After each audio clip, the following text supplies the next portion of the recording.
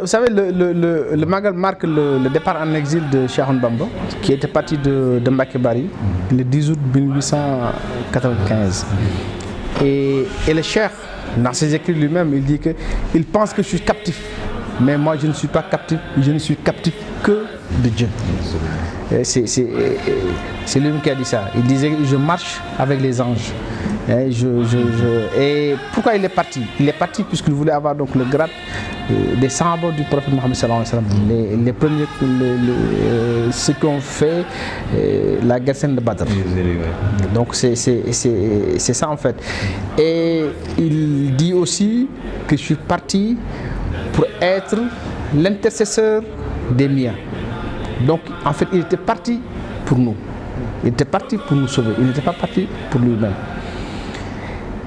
Il a dit aussi que tout ce que j'ai obtenu, je l'ai obtenu ce jour-là. Tout ce dont le Seigneur m'a gratifié, c'est le jour du 18 Safar que je l'ai obtenu.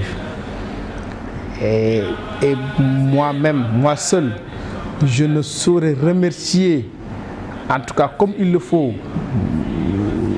Dieu subhanahu wa ta'ala. Et je demande donc à toute la communauté de remercier Allah pour ce dont il m'a gratifié. Et c'est pour ça qu'il a lancé cet appel en demandant donc à tout le monde de célébrer le Magal le jour du Safar pour remercier Allah. Et de son vivant, il demandait à tous de le faire partout où ils se trouvaient. Ce qui était à Diourbel le faisait à Diourbel, ce qui était à Mbacké le faisait à Mbacké, ce qui était à Touba, ce qui était à Dakar. Et ça, il l'a fait pour la première fois en 1920. Et ça, c'est Serigne Moulay Bousso qui le raconte, puisque c'est lui-même qui était cherché et qui démolait, en tout cas donc le mouton qu'un neveu du Cheikh a fait offert à Adia. On lui a fait offert, je pense, c'était une chèvre. Il lui a dit, allez donc au marché et vendez donc, voilà, échangez donc la chèvre contre un mouton. Et donc c'est lui-même qui la raconte de son vivant. Et donc la cassette est là.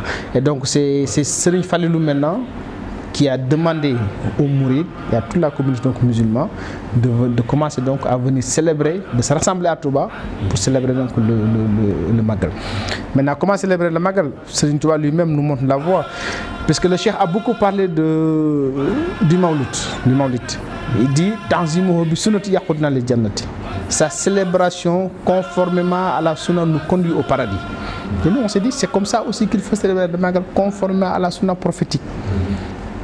C'est pour ça qu'il y a donc ces récitals de Coran, les récitals de Khassida, le Bernet, ces différentes activités culturelles pour propager, pour vulgariser les enseignements de Cheikh Ahmadou Bamba, pour armer, en tout cas spirituellement, donc tous les fidèles, tous les musulmans qui viennent assister au Magal.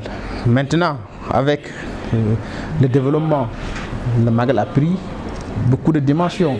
On vient de parler de la dimension économique et on a aussi parlé de la dimension, je dirais, diplomatique, avec donc ceux qui viennent de l'extérieur. Il y a aussi donc cet aspect de fraternisation de l'ensemble de la communauté musulmane qui se retrouve ici donc en un jour à Touba et qui dans une conférence, en tout cas toutes les familles religieuses se retrouvent au Sénégal. Même ceux qui n'ont pas l'habitude de se fréquenter se retrouvent donc à Touba pour parler, pour fraterniser. Et ça aussi, je pense que c'est une dimension extrêmement importante. Il y a aussi donc toutes les ethnies qui se retrouvent donc ce jour-là donc à Touba. Donc il y a aussi donc cette dimension de cohésion et d'unité nationale. Et on a parlé également de la dimension infrastructurelle donc du Magal, pour accueillir donc tous ces fidèles qui viennent à Touba. Donc tout ça pour dire que c'est un levier extrêmement donc important, en tout cas dont dispose le Sénégal pour son développement dans plusieurs dans plusieurs domaines. Exact. Et donc je pense que c'est pour ça également que peut-être j'en profite pour lancer un appel à l'ensemble en tout cas de la communauté musulmane, pas des talibés mourides seulement, puisque le Magal appartient à tout le monde. Il y a même aujourd'hui des gens qui ne sont pas musulmans et qui viennent assister au Magal. Donc ça c'est un phénomène qui a commencé en tout cas à se voir. En tout cas nous leur disons que le comité d'organisation, sous le ndigal du Khalife général donc des Mourides et sous la présidence de Serigne Bassirou Abdou Khadre, qui est le président donc du comité d'organisation et qui est aussi le porte-parole donc du Khalife général des Mourides, en tout cas travaille donc d'arrache-pied pour que toutes les conditions d'un bon Magal en tout cas soient réunies au plan organisationnel.